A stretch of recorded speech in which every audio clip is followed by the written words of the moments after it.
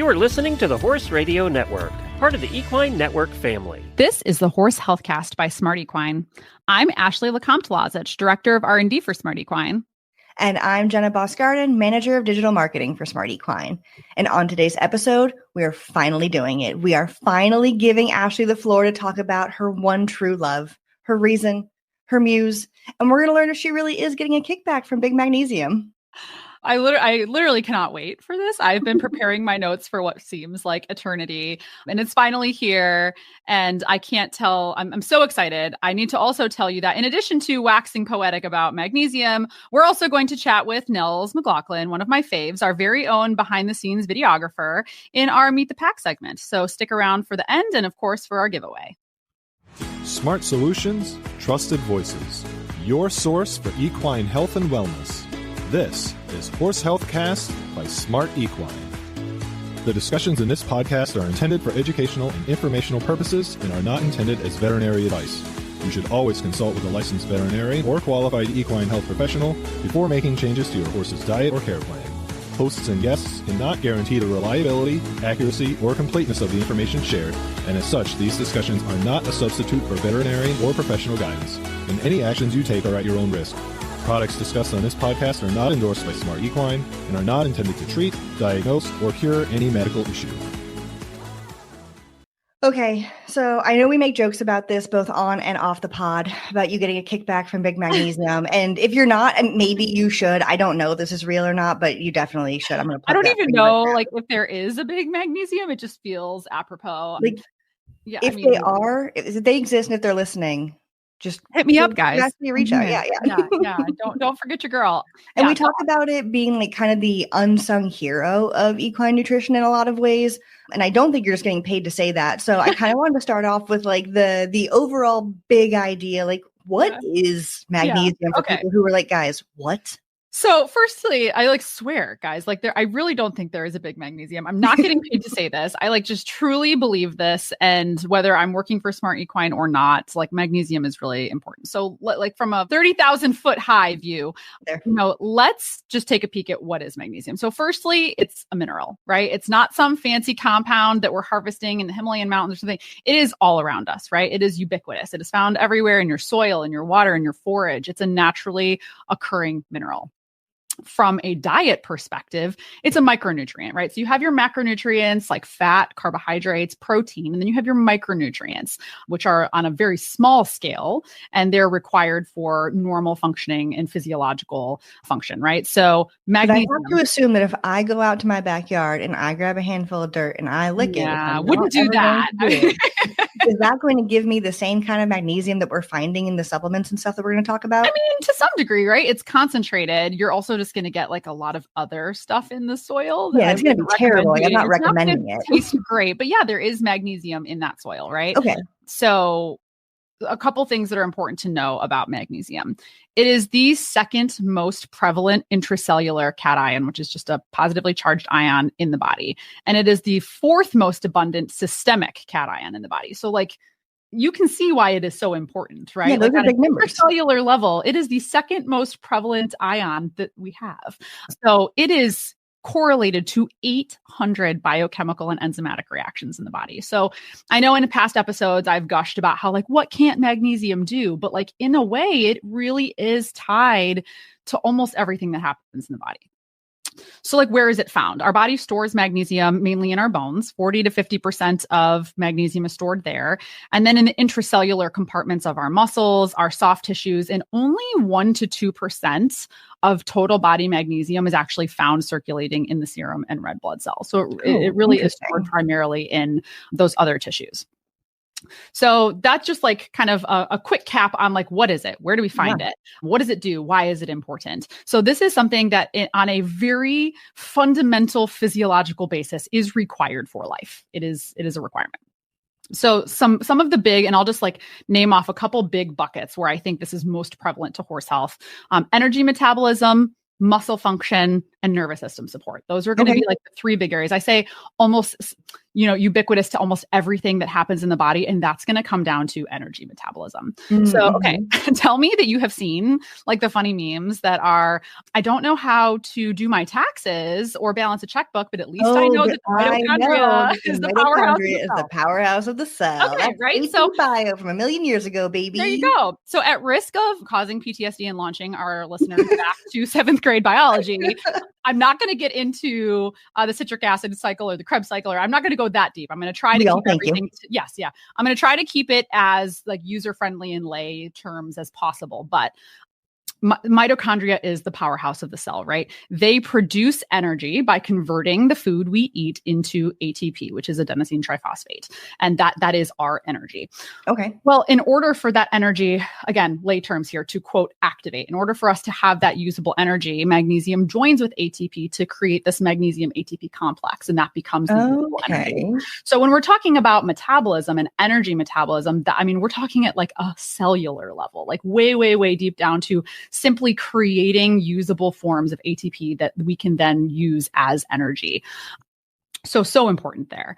Muscle relaxation. This is, I think, what we see most when we're talking about dietary supplementation and how it's marketed to the end users. A lot of it is going to be related to muscle function, right? Why does that happen? So magnesium is like a hero in the regulation of intracellular calcium. And that just sounds like a bunch of words, mumbo jumbo. Sure does. But why is that important? I can't remember what episode we talked about it on, but I did give like a little tidbit about these voltage gated channels in the muscle and how calcium is flowing in and out of these channels that helps the muscle to contract and relax. And magnesium is like the troll at the bridge, and magnesium is helping to, so what it's doing, it's helping to regulate the calcium in and out, but it's competing for these binding sites. And by competing for it, it binds and says, nope, we have to relax the muscle now, push the calcium back in. So I'm trying to like make this like a, friendly version of what's actually this is working for me. I have the visual. I'm seeing the troll. Yeah. This is good. So it's helping to regulate and inhibit those calcium ion channels by competing for those binding sites, which is responsible for smooth muscle contraction and release. But it's also playing a very important role in nerve impulses and neurotransmitter release. So then we get to our nervous system. I know we talked a little bit in one of our last episodes about GABA. So GABA, as we chatted about, is a neurotransmitter. A neurotransmitter is like a little chemical post office messenger, right? Where like it takes all of these messages to the neurons and talks to, various parts of the brain and different neuronal channels. So it actually can help to downregulate cortisol, quote, stress hormone, and promote serotonergic signals, quote, happy mood boosters, and keep those in homeostasis. And so just as the local layperson, right? Yes. Can you give me that word? Yeah, serotonin, right? So that's what I was going to ask. That sounds like those two words are related. So like that's another word like cortisol that we're all familiar with. Yep, absolutely. So hugely important in nervous system support as well as it's promoting GABA, helping those neurotransmitters reach homeostasis. I use the word homeostasis a lot. That just means like natural balance, the way that the body was designed to be, it's the Goldilocks, not too much, not too little, right in the middle where we want it. Just right. Exactly. Love that. Okay. Yeah. So that's like magnesium is the ultimate, homeostatic compound that we're chasing here. So a couple other things, not as front and center, but still worth mentioning is, magnesium is also an important electrolyte that helps to balance with other minerals like sodium, calcium. I don't think I knew that. Like I've been with you on all these things up into this one. I don't think I had any idea that it was part of the electrolytes. Yeah, we don't talk about it as much, but it certainly is. And then a really cool one that you can read about too, that, because I think, and I'm pulling this number out and I don't have firm, so don't come for me, but I think it's something like 30% of horses in the United States have some type of metabolic dysfunction, whether it's EMS or PPID. So insulin sensitivity is something that we talk about a lot. And intracellular magnesium is inversely related to insulin resistance. So the higher the level of intracellular magnesium, the lower the insulin resistance. There's a lot of good literature supporting this too, because the insulin receptors are impaired, which reduces the cell's ability to utilize glucose effectively. enter insulin resistance. So proper levels of magnesium can also support healthy insulin metabolism and glucose metabolism. Yeah, that's incredible. So all the times that you've been like, magnesium does it all, like this like short list, air quotes, like this really is showcasing just how many things that this is involved in. And for anybody who's out there being like, okay, great, you gave me all this information, but like, what the heck do I do with this? We're going to talk about like where you can find this in different supplements and different support options and things like that. So if you're like, my horse could use nervous system, I have a horse with insulin resistance, like we're not diagnosing your horse, but we are going to try to give you some options closer to the end of this that include magnesium and other helpful ingredients. So don't worry, we are going to get there. But we really just want to hone in on, the understanding of what it is and how it's utilized and things like that first. So I think, was there more you wanted to add? No, I think those are like the big boxes. Okay. I mean, I know that we've talked about sleep quality, and I think that's all pretty much related to the things we've already talked about, the GABA regulation, the energy and glucose metabolism. So I think they all pretty much boil down to this, but I mean, 800 various, biochemical reactions in the body. That's a lot that it's involved in. So we're giving again, the 30,000 foot view here today. And, if somebody out there is interested in taking a cell biology class with Ashlee, again, at risk, I don't want to dive back into 7th grade biology. It is so deep and complicated, but on the whole, yes, I think that those are like the big areas where it's most prevalent to horse nutrition. Yeah. And also just calling it out too, for anybody who's like, this might be a podcast about horse nutrition, but why does this all sound so familiar? If you yourself have had sleep dysregulation or things like similar to what we've talked about, you might have seen this in your own supplements and nutrients in conversations with your doctor or nutritionist or holistic support team, like whatever it may be. So some of you might have already heard this. Some of this might be brand new information, but like we are not a human health podcast, and God help me, we never will be, because we'd have to look at my diet and I'm not ready for that. But there's a lot of really cool overlap in a lot of ways too, that you just might have heard if you've also had some similar struggles in your own life. And I think that's really cool that what helps our horses can sometimes also help us, and vice versa in certain ways. Yeah, absolutely. Absolutely. Okay. So you mentioned that, I mentioned that I could go out and grab a pile of dirt and eat it, and it would get me some magnesium, which is not the goal. I don't recommend that. Like, please, if you do though, could you just have go out and do this, please? And for the sake of science, I'm just so interested in how this is going to unfold. Jenna eats dirt. For the pod on our next episode. No, absolutely not. But is that how horses also get it, by going out and eating grasses or like ingesting? Like, I know that I had a horse who would paw just to get the dirt, and he would lick it, and we realized he was lacking selenium. Like, do horses get it that way, or what ways do horses get magnesium naturally? Yeah. So magnesium is found naturally occurring in grass, right? It can. So I don't even have to lick dirt. I can just eat a handful. You of don't grass? even. I mean, it's in the grass because the grass grows in the dirt, right? So pasture grasses are going to have varying levels of magnesium, again, because of the dirt, right? Depending on the soil that it's grown in.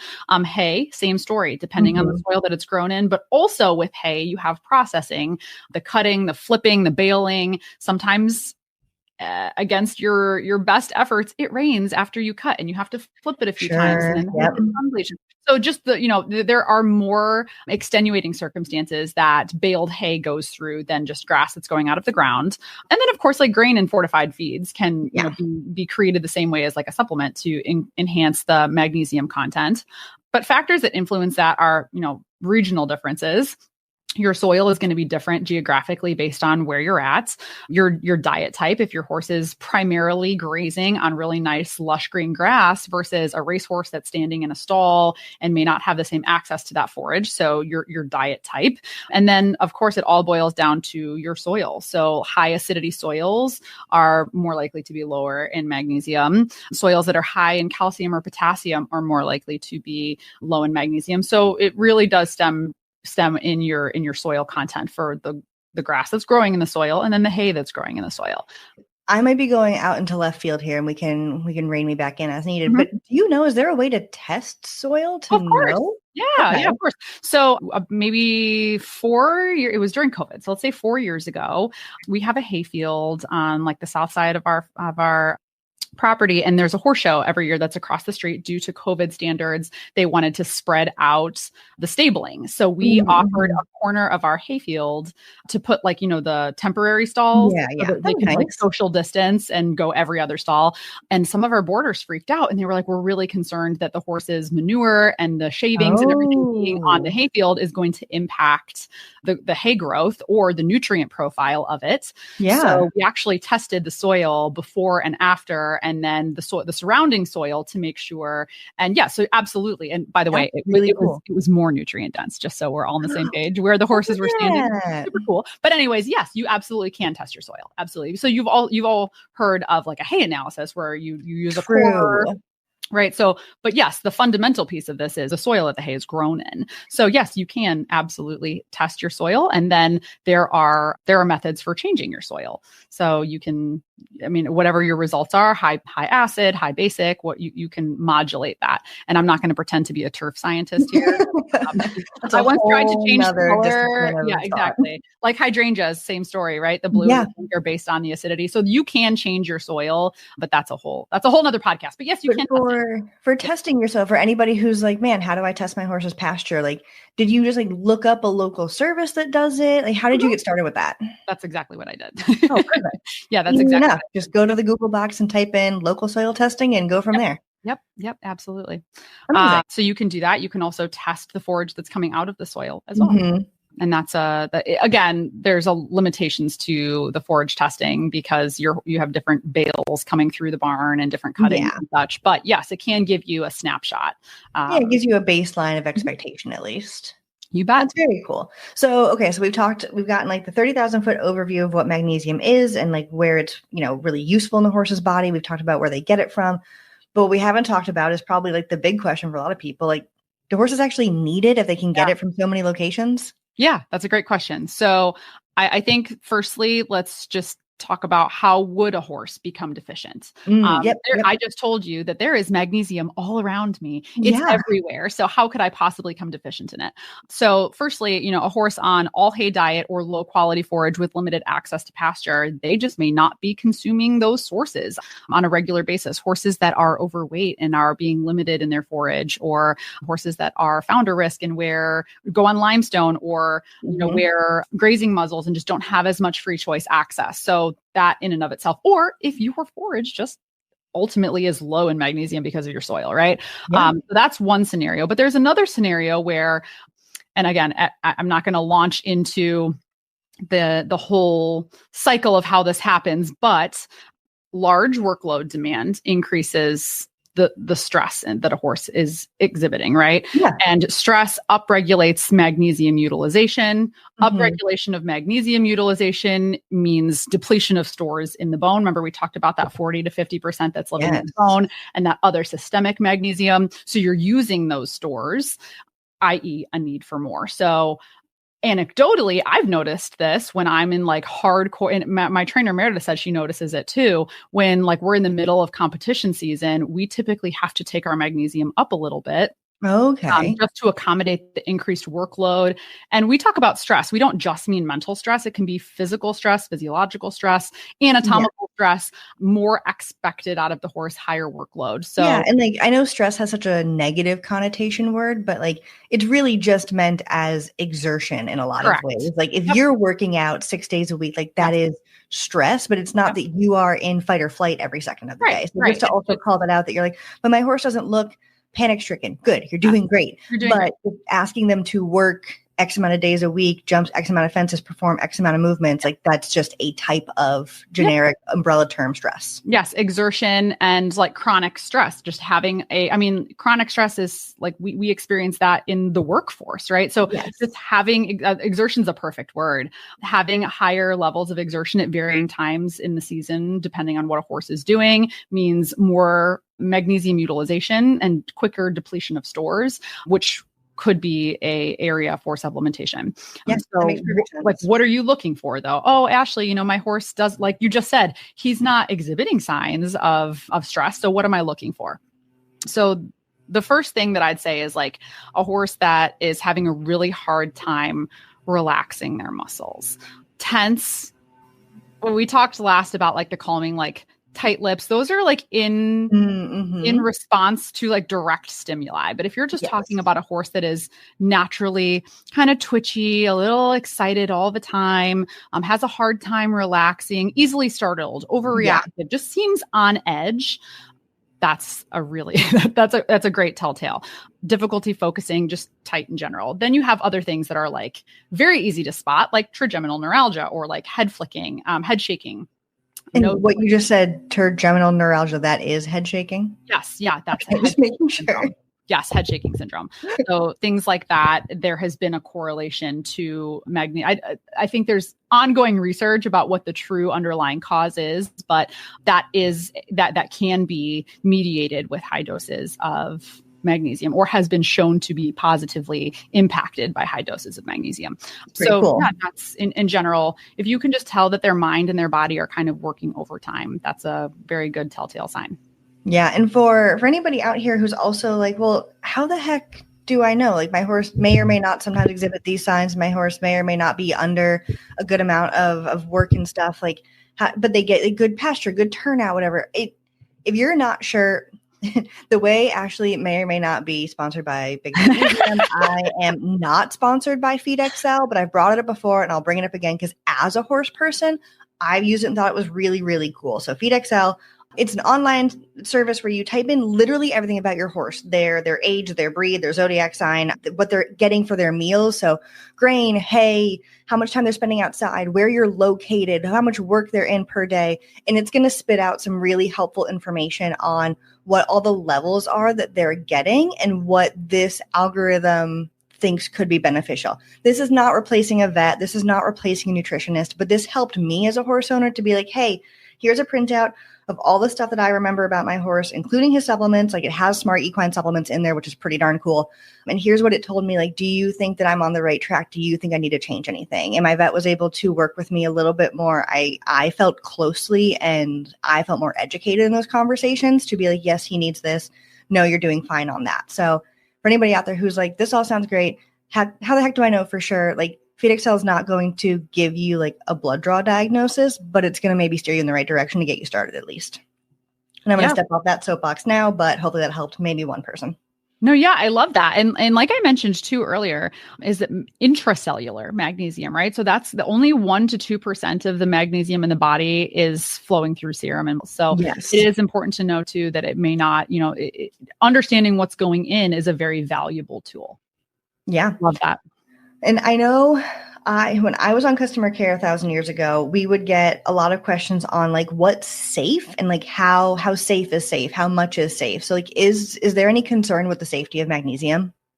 Yeah. So I will always reference the NRC's like nutrient requirements for horses. So that is like our Bible for how to feed horses and what their nutrient requirements are. And they'll break it down by, life stage of the horse and size of the horse and, the workload of the horse. So that is how we use that tool to formulate everything when it comes to like essential micronutrients. So per the 2007 NRC for horses, the daily requirement is 15 milligrams of magnesium per kg of body weight. Okay. A lot of math has to be math in here, but I did the math for you. So let's say the average horse is around 500 kgs, which equates to like just over 1,000 pounds ish. So I'd say average horse size, right?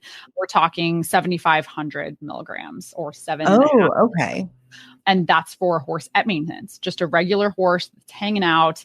A horse in heavy work, they recommend 15,000 milligrams or 15 grams. Okay. So a significant uptick there. Yeah. Yep. So that's what I'm saying. Like if you have a horse in like Andy in February, March, where we're mostly in the indoor arena, we're maybe doing, laps of trot work to try to keep our cardio fitness moving. But then May rolls around and now we're suddenly schooling cross country and going out for gallop sets and trot sets. That demand goes up pretty quickly. That ATP goes up pretty quickly. Magnesium needs to meet it. So the magnesium requirement goes up quite a bit there. And then upper safe limits is super high. It would be hard to reach them. So really? Yes. So the 2007 NRC upper safe limit for magnesium in horses is estimated at about 0.8% of their total diet. Oh, wow. So again, assuming your horse is eating 2 to 2.5, 2.25% of their body weight, which is what's recommended, we're talking like 80 grams for 500 grams. So a lot. Yeah. Nobody's probably feeding their horse like an 80-gram block of magnesium. So like to put that into perspective, like the two supplements with the highest magnesium concentration that we sell at Smart Equine are Smart Calm Ultra at 10,000 and 10,000 mgs or 10 grams and Smart Tranquility Ultimate at 10,000 mgs or 10 grams. Which is, again, just nowhere near the 80 to 90 grams. You'd have to accidentally feed Tranquility Ultimate 9 times to reach that. So I feel like you would notice. You would notice before you did that. Yeah, you would notice. So there are certainly going to be times where, and I will always say, you should consult your vet before you change your diet, right? Always, always, always. But because the kidneys play such an important role in the reuptake and utilization and metabolism of magnesium, horses with kidney issues, you should certainly talk to your vet. You should talk to your vet when you're combining not just calming supplements, but any supplements. Jenna had talked about Feed XL being able to map out the magnesium from every source. I think it is important to understand that there is magnesium in every source. It is in your horse's hay. It is likely in your horse's feed. It is likely in the grass that they're eating. And then it's also going to be in the supplement that you're feeding. So it's important to understand their whole daily intake of magnesium from every source that they are consuming. So again, important to consult with your vet on that topic, because I do not know what your horse is subject to every day. Every horse is so different.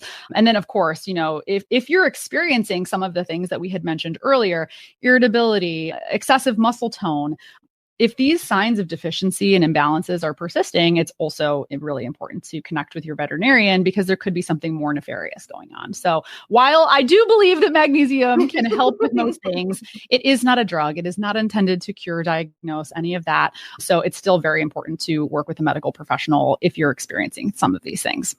Yeah, I know we do the disclaimer, I think at the beginning. Yeah. Yes, we do. Yeah. But I think it's most important here, because I talk about magnesium like it's a silver bullet. And while it, again, it is ubiquitous, it's a part of our systemic function. Like it is in us, around us, and it's important for life. So it's not a drug, right? So that is very important. And while we're at it, I just want to make this as loud and proud as I possibly can. What magnesium is, it's a micronutrient, right? Required for life and physiological function. What magnesium isn't, a sedative. So it is not a drug. It is not a sedative. It is not going to change who your horse is. It is going to help restore your horse's levels to natural levels, which then allow them to be the horse that they are supposed to be, right?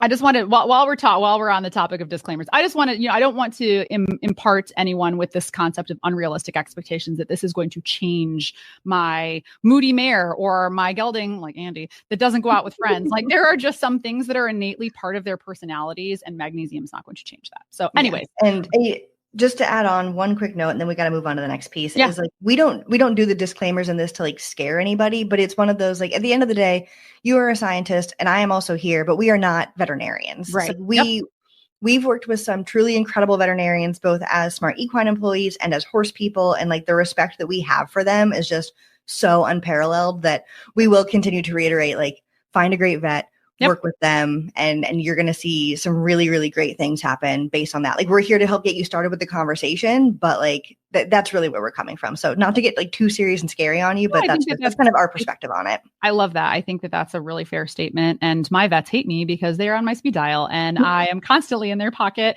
Actually, my former vet moved to Kentucky, and like I still call him, and he sees his phone and he's like, damn it, Lecompte again. Like, this girl gotta stop calling me. But I mean, I think that the relationship between a horse owner and the horse doctors is like so unique and special that we can and should consult them for these types of things. So absolutely. Couldn't agree more. Okay. But we'll get off the veterinarian soapbox, although we do love you all and appreciate you so much. Okay.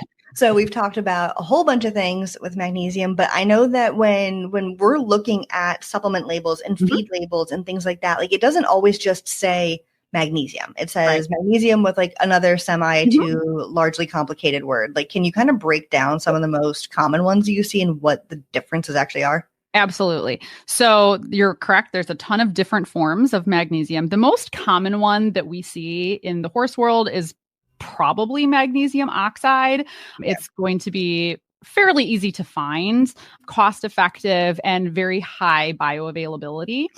And same with magnesium sulfate, magnesium carbonate, high bioavailability, but they all have their pros and cons, right? Magnesium carbonate, a cool one, while it is magnesium and it's attributed to all these cool things that we've talked about today, it's also a carbonate. So that's one that you might even see in your gut product like Smart Gut Ultra or Smart Perform Ultra, because those carbonates are acting as pH modulators in the gut. So it's pretty neat that they have some cross functionality there too. Magnesium citrate, lower bioavailability, a little bit more expensive, and it can be used in special cases. I know I had mentioned earlier trigeminal neuralgia, head shaking. So, magnesium citrate would be one that has been studied in that scenario. Then you have like magnesium sulfate, which is Epsom salt. Not ideal because it can have a laxative effect and can cause diarrhea. Ooh. Yeah, so it's something to be, and then we have the chelated magnesium. So chelate just means that the magnesium ion is bound to an amino acid and it is marketed to have enhanced absorption. So not always necessary, but a cool story there and something to, educate yourself on. Can you say that last one with the CH? Chelated? So I've never heard it said out loud before, and I always thought it was like chelated. So thank you for saying it out loud before I ever had to in my life. And for anybody else who is like, I've never heard the word chelated before, it's the one with the CHELATED. And we'll probably have that in notes somewhere too. But in case anybody else reads very literally, like you have seen it before. What were you saying? Chelated? Yeah, because it's the CH. I just assumed it was. That's okay. We can roll with that. I would rather sound educated. So I'm going to take it from the scientist and go with chelated. All right, we'll go with chelated, but chelated is great as long as you're okay. Listen, I think I used the word cation earlier. I can actually remember back to whatever it was, 7th, 8th grade. I was pronouncing it because it's CATION and it looks like caution without the U. So I was pronouncing it cation, and I had to stand up. Spelled. I know, because it is like that, but it's cation. So listen, tiny baby scientist Ashlee was, once mispronouncing things in front of my 8th grade science class. Anyway, so we all got to walk before we can run. There you go.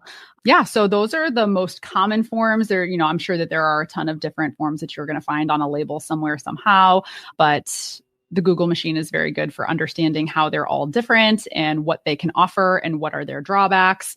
And I think it is also important to note that bioavailability of these various forms is not super heavily studied in an equine model. There's a lot of extrapolations from humans, but most of the absorption does happen in the small intestine. So, there also can be scenarios where, example, leaky gut syndrome can cause malabsorption of various things in the small intestine. Yeah. So, when we're saying bioavailability and easy absorption, that is in a homeostatic environment, but there's always this is why it's important to talk to your vet, because there's always going to be various circumstances based on an individual horse's health status that can change, vary, uptake or upregulate, downregulate that given absorption in that specific horse. So yeah, that makes sense to me.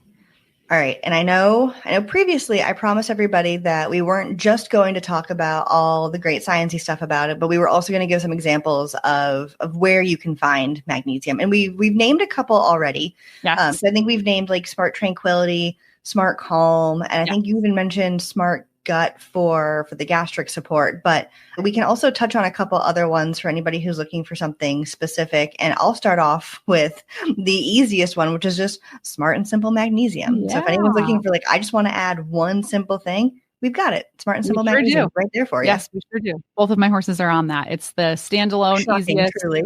I know, truly shocking. Yeah. So Smart and Simple Magnesium, everything you need, nothing you don't. Simple as can be.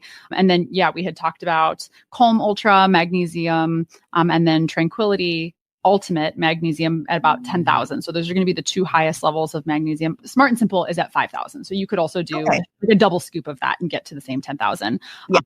And then the other areas that we had talked about too, insulin resistance and glucose metabolism. So of course, you're going to find it in metaboline.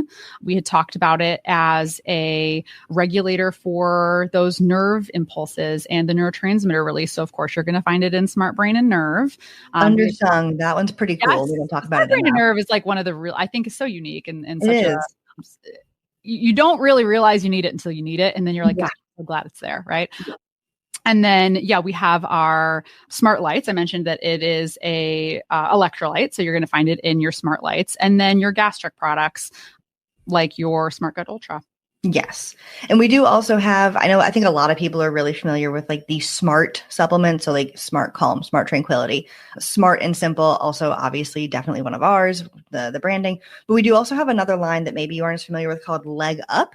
So that one's a little bit more, I want to say pared down, like in a good way, where you're getting some kind of like the between the Smart supplement and the Smart and Simple, where you're not getting a million ingredients, but you're also getting more than one. So for anybody who's like, where's a middle ground? It's Leg Up. And we have Calm, Stomach, and Mare support in that line as well that also has magnesium. Okay, and something also to note with supplements, and I think we've kind of touched on it before, but I'm gonna pull from my past as a customer care representative. And when we would talk to horse owners who were going to try something for the first time, we would always let them know, like, hey, supplements are different, right? Like, these aren't drugs, these aren't medications. You're not going to see the same kind of like results in that way. So we would recommend 7 to 14 days is when you might start seeing signs that your horse is benefiting from what you're giving them, whether it's a gut supplement, a calming supplement, whatever it may be. And then for like a longer term observational period, giving them up to 2 months is a really great way to really see if you're starting to see what you think you're supposed to see. So a horse that's, taking that deep breath when they're able to relax in their stall, a horse that's maybe striding out a little bit better if you're giving them a joint supplement. So the 7 to 14 days to kind of like start it off, and then up to 2 months to really give yourself the full amount of time to see if you like what you're seeing. And if for any reason you're not satisfied with that, I know that at least at Smart Equine, we have a program where if you're not liking it, give customer care a call and say, hey, I don't know if this is working for what I think it's supposed to be doing. And we'll work with you, whether it's trying something new, offering an account credit or a refund, just so that way, if you're hearing all this and you're hearing all the supplement options that we have, don't be afraid. You can totally try it. Nothing's ever 100% guaranteed or risk-free or whatever it is, but we're here to help, and we want to make sure that your horse is actually benefiting from what you're giving them, and you're not just feeling like you're adding health sprinkles to the top of their meal for funsies. Yeah, that's a really great point, Jenna. And I know we have talked about it on past podcasts where, taking your multivitamin once a day or once a week rather is not going to solve all your problems, right? So sadly. I wish that it was that way, because I am notoriously bad about taking it, but specifically in horses that may have true deficiencies, it's going to take a little while to build up magnesium reserves again. So being very consistent with it is the best way to see the results that you're looking for. So long-term compliance to your feed program is going to give you the best results, of course. Yeah. 2 months of feeding is great, but it's only going to work if it's 2 months of consistent feeding. Exactly. So definitely a great call out there. And so we've talked a lot about how magnesium can help and can support, but are there times where you're just like, this isn't what you want to try, or maybe look at something else first?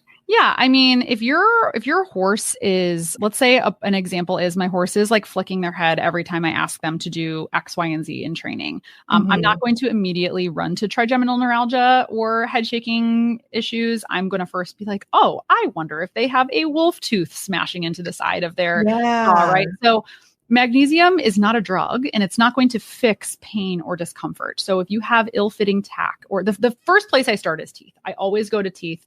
If they're shaking their head or they're displaying some type of discomfort with their head, I go to teeth. What's going on in their mouth? I make sure that the dentist comes out, that they've been floated, all good. If it persists, I take a look at their saddle. What's going on under their saddle? Is all of their tack fitting? Remember, we talked in our mental health episode, their only way of communicating to us is by acting out. Great callback to that. So they're just telling us something isn't right, and it's our job to check every box and make sure we're going down the ladder. So before you just dump a whole bunch of magnesium in their bucket and hope for the best, it is important to make sure that you're ruling out other reasons, which primarily is going to be discomfort or pain.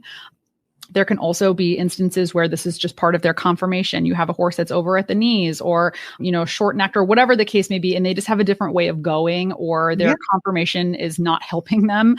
That's something that magnesium is obviously not going to change.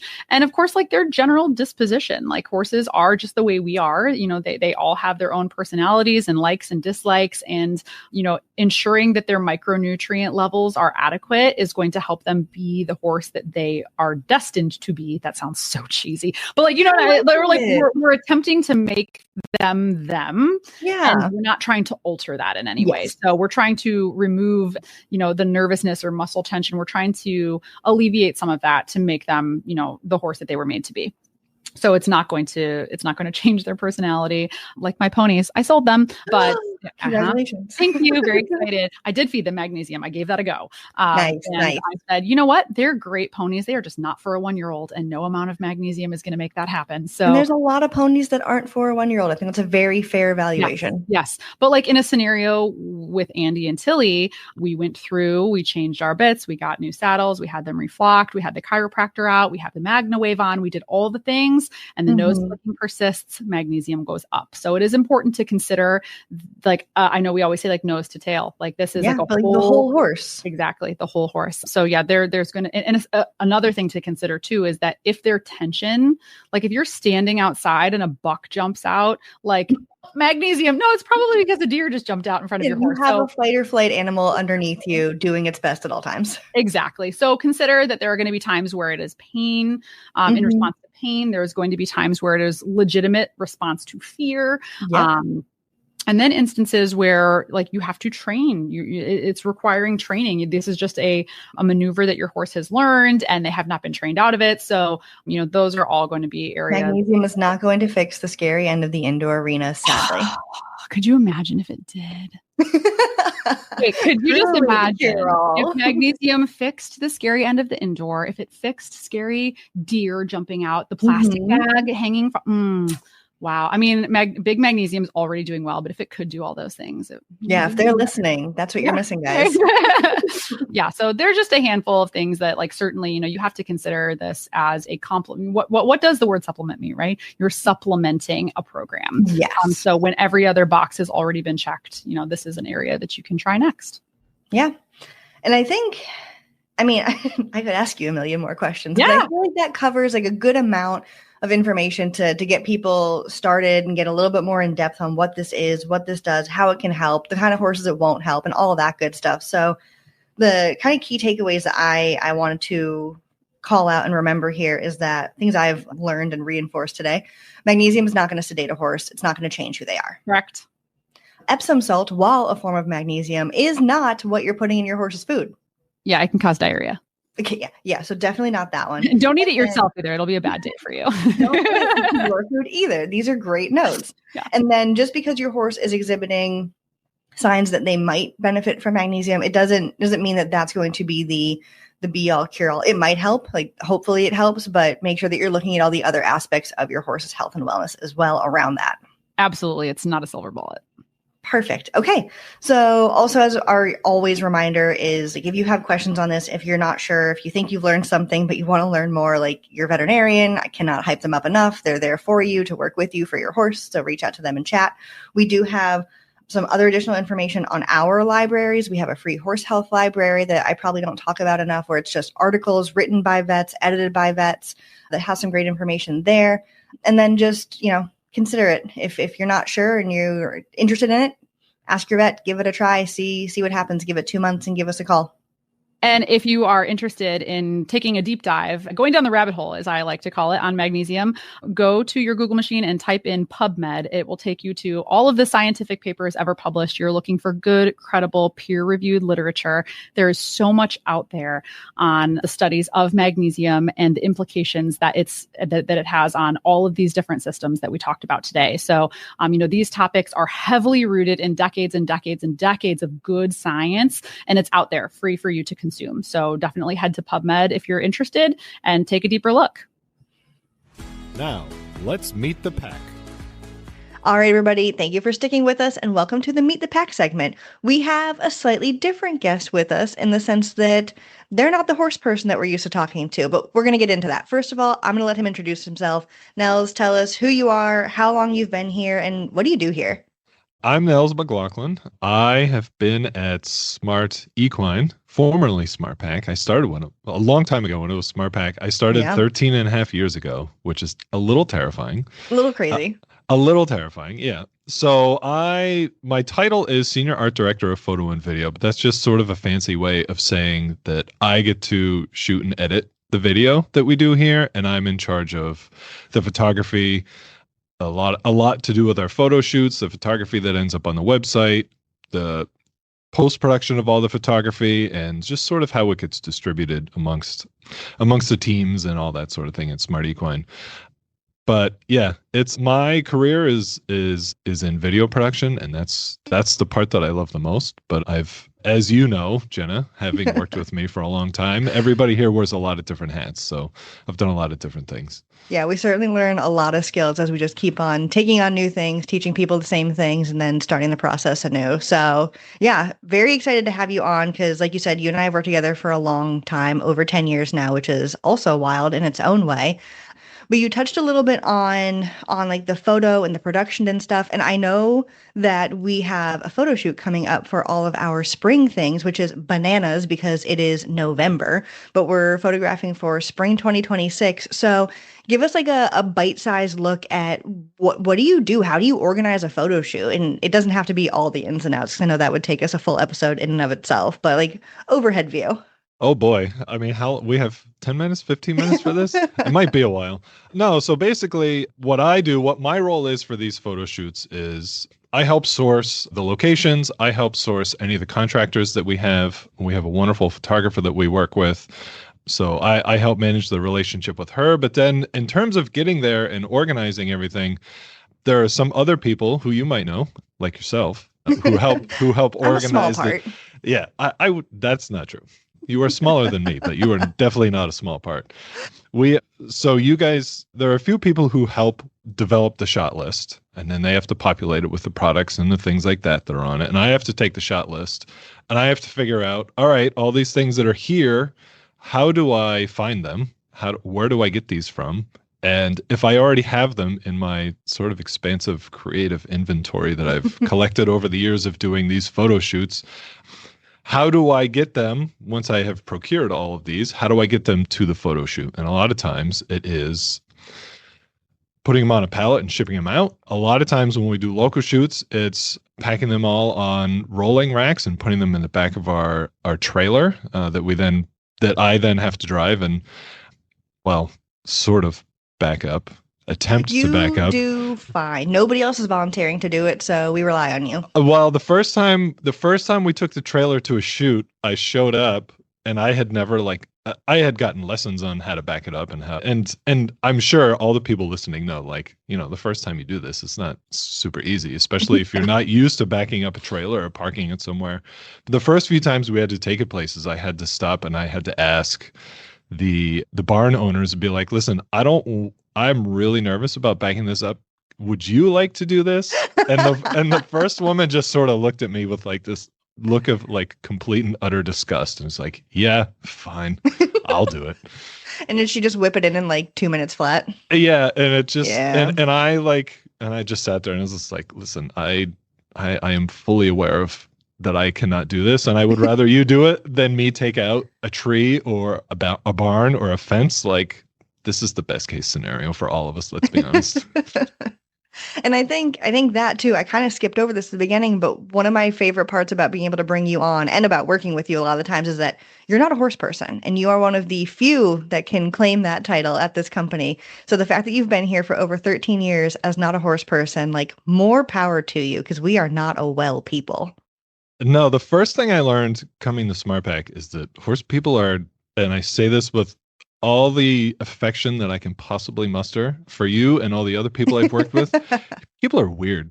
Right? Like, people are strange. Like, there's just so much. Like, the introduction that I got to the horse world was I showed up one day and my old boss, Sarah, who people will probably recognize as the horse in the If Horses Were People videos. Iconic. Yeah. She and Emily, somebody we also used to work with, handed me a bridle that was not put together. And they just said, here you go. Put it together. What? That Emily was your intro test? Emily was putting them together for a low level show that we were sponsoring. And she had to put them together as they were giveaways. And she's like, here, do this. And Sarah was standing there listening to everything, watching. And you know me at this point. I was very snarky, very sarcastic. And there are extra pieces here. There's definitely no way that this goes here. She was putting it together. But you also were probably still doing it and trying and making it happen. So there used to be a blog with all of the running commentary that Sarah recorded. I don't know that it exists anymore, but it was one of my favorite things. It's a sad one to lose to the archives. I bet it was gold. It really was. It was one of my favorite things that I would send to like family or friends and say like, this is the place that I work and this is what happens. Like this place is pretty awesome. But yeah, I am not a horse person. Like I said, I've been here for 13 and a half years. What I usually tell, so when I call places to see if we can come and do a photo shoot or if they'd be interested, I usually tell them up front, it's like, I'm not a horse person, but I've been around for a while. So I know just enough to think that I know what I'm talking about, that I oftentimes will make an idiot out of myself when I say something. You know enough to get yourself in trouble. Yes, absolutely. Very much so. But I mean, I've seen you on set. You are comfortable with petting a nose and being present, and like you're not jumpy or weird or anything. Like you've definitely learned a lot in your time here about how to be around them and how to interact in a very normal, natural way. I don't know if normal is the way I would say that I interact with horses. There's not a lot normal about horses, but you're doing your best. And I would also like to correct you and say you don't pet noses, you boop noses. Oh, so true. I feel Lots like that's a snoots. I feel like that's a horse term, and that's one that I picked up very early on. It's a good one to have in the arsenal. Yes. And something that you mentioned that I wanted to talk about, so I'm so glad you mentioned it, is like your core role and like a lot of your background is in video. And something that I think is very cool is that for anybody who's been with us for a while, you might remember the very iconic, as I said, If Horses Were People videos and Stuff Riders Say videos. And those, if you've watched them, Nels, you get the shout out because like those are all your production quality and your children that you put out into the world for viewing and hoping for the best, right? Those were so much fun to work on. I will say I wish I had come up solely with the idea, but again, that probably was Sarah or there was somebody. There were other people involved in those, but my favorite thing about those is that I don't remember the specific episode, but it happened a bunch of times. But like if you watch very carefully, as whatever is unfolding on screen, you can sort of see like the screen shake a little bit. Like Are you laughing? The camera bounces, and that's me laughing. There is one in particular where Sarah the horse, not to be confused with Sarah the human. Yes, very straightforward. Which made that all the better that it was Sarah and Sarah. Yep. There was one where I don't remember the exact scene, but this won't mean anything to anybody but you and I, but it was upstairs in the kitchen, in the customer care kitchen. And something happened and Sarah the horse started to lose her contact in her eyes. And I was just like, what is happening? I was just like, why does your eye look like that? And you can see the camera start to shake a little bit because I'm laughing. Oh my God. Yeah. Yeah. There's one scene that I lose it at every single time. And it might just be from knowing them as people, but where Sarah the human has, I think it's like M&Ms or Skittles in her hand. I knew this is what you were going to say. And she holds it out and you can see the trepidation on her face as she's like, Sarah the horse, please be normal about this. And no, Sarah the horse just straight like full face into her hand and just like not just lightly like politely takes, like full scarfs them off of her hand. And just the discomfort is so palpable and hilarious. And I love that you still get to hold all those memories and like kind of be the lore bearer for so much of that. That one in particular, and I knew you were going to mention that because that's the one that always stands out to me is because that was after I was here for a year or two, but like we hadn't done a whole lot of those yet. I think that might have been like episode 1 or 2, and it just as that happened because I didn't know Sarah the horse would just look at me and be like, just hit record, point it this way and hit record. Like I didn't always know what was happening, and she's like, just hit record, and she and Sarah would talk. And yeah, she just like full on scarf mode on those M&Ms. And I just had no idea what was coming. It was hilarious. It was beautiful. Yeah. I love it. So like pretty much anything on YouTube that we've put out, that's something that you have either shot yourself or shot and edited and done all that work on, right? Yep. For the most part. There are some that we've done with some partners. But even so, those ones I've had input on, you've had input on a lot of them too. But yeah, for the most part, all the stuff on our YouTube channel has come through me in one way or another. Which is pretty cool. And as we said, all the photo shoot stuff is, I mean, there's a lot of people that go into it, but it truly would not run without all the work that you put into it. So like really big parts that are behind the scenes. And I think you prefer that, right? Like I think we've tried to get you in front of the camera and you're always like, please, absolutely not, never. I don't necessarily hate being in front of the camera, but it's just like people in photos. Like they hate photos of themselves. They hate the way they look in photos. I don't know. I don't know. You say that, but every time there's a photo shoot and they're like, hey, we need someone, I'm there. Well, that's true. Everybody hates photos of themselves except for Jenna. And me. Yeah. But no, I always feel like, I don't know, I was always more of a behind the camera guy, even though when I went to college, like I had initially gone and wanted to be at that time, and I'm aging myself here, I'm dating myself. I wanted to be like a sports center anchor. So like you can't get much more in front of the camera than that's pretty on camera. Yeah. But yeah, that was like the first couple classes. This is like, no, this isn't really for me. I want to do this behind the scenes stuff. And yet you're always such a good sport. I mean, you're on the podcast now. And I should have said this at the beginning, but for anybody who's like, is this guy's voice familiar? It should be. He is all like the bumper voices in between our segments on this podcast. So if you're sitting here like having deja vu, you're fine. You're good. You don't need to be checked out. Yeah, my kids are going to be so excited. I'm not telling them that I'm on this. I'm just going to play it in the car when we're driving around. And they're going to be like, wait, is that you? They're like, yeah, that's me. Yeah, that's me. Precious. And you have 4 girls, right? Yep, it's the best thing ever. Yep, four girls. Yep. And so now, after having worked with horse girls for over a decade, if one of them wanted to take on this lifestyle for themselves, how would you feel about that? Knowing all that you know, I say this jokingly. I would run the other way and just be like, and feign be like, sorry, I have headphones in. I can't hear you. I don't know what you just said. No, like I have had people be like, why haven't you bought your daughters a horse yet? This is like, listen, you people are crazy. But that being said, if they came to me and they said, yes, like, can we take lessons? I'd be like, yeah, sure. We can do this. At least now I would know the stuff that I would need to buy and the stuff that I could just sort of like borrow from the barn, or like I wouldn't have to go like full force on everything. Like I have some stuff here and we have an employee discount that I could get decent and you have an prices on. Arsenal of people who are probably like, don't worry, I have 15 things that I'm not using because I collect too many of them and you can have some. Well, I know a lot of people who, like you said, hoard certain things and they're like, oh my God, I have to get rid of some of these. How about you take 47 of these saddle pads that I have? I don't need all of these. No. Yeah. Well, I hope that the girls never get bitten by the bug because we know exactly what happens to those of us. And like, I'm fine. No one needs to check on me. But also, everybody out there, I see you. I feel you. We know you. But then the one other thing I wanted to ask too, just in the realm of not being a horse person, but kind of an honorary horse person, what's the weirdest thing you've learned so far? What's the one thing that you're like, I learned that and I'm just still not confident that that's a correct or real or right fact? Oh boy. Again, how much time do we have? There is so much. But I think the thing that I am always sort of shocked by is like, they eat for like 20 hours a day. Or they're supposed to eat, like, right? But they can't throw up. Truly, like the greatest joke played. Like they're supposed to eat all day and just like keep food in their stomach, to keep the acid at bay. See, this is what I'm talking about. I learned so much. This is what I'm talking about. I sat through all those Ask the Vet episodes. I practically am a vet by now. I'm just throwing that out there in case anybody honorary for sure. Yeah.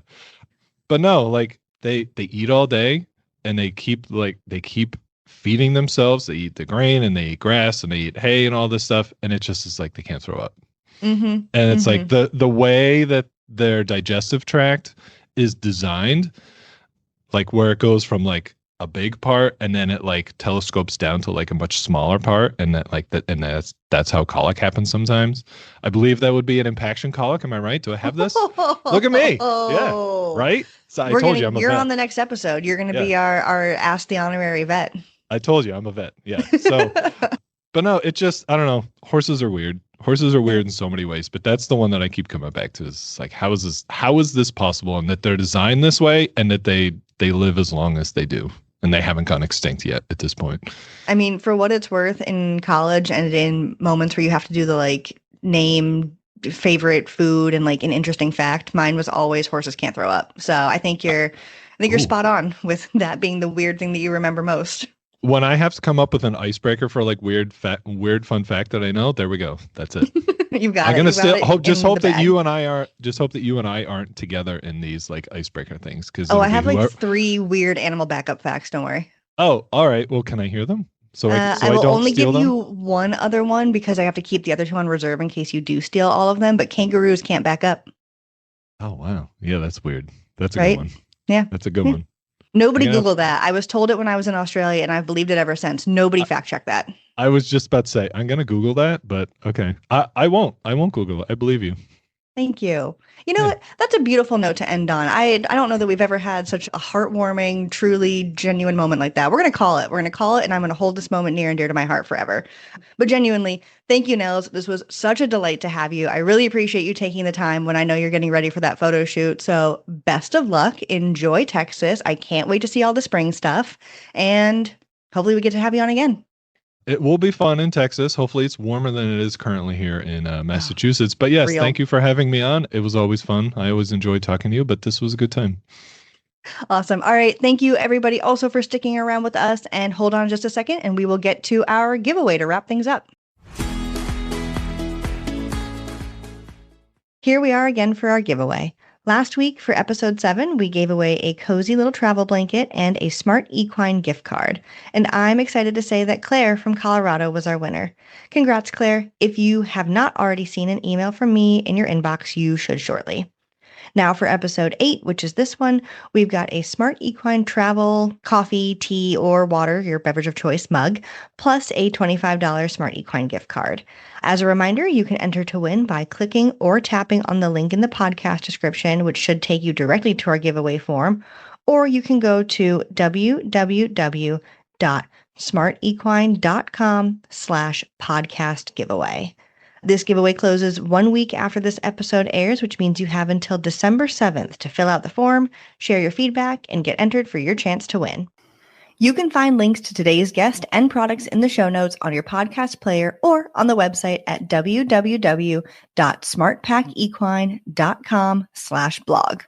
Just a reminder, we are here twice a month on the 15th and the 30th, but in between, you can find us on Instagram and Facebook as Smart Equine, or you can shop online at smartequine.com. Until next time, stay smart, stay science-driven, and give your horse a cookie from us.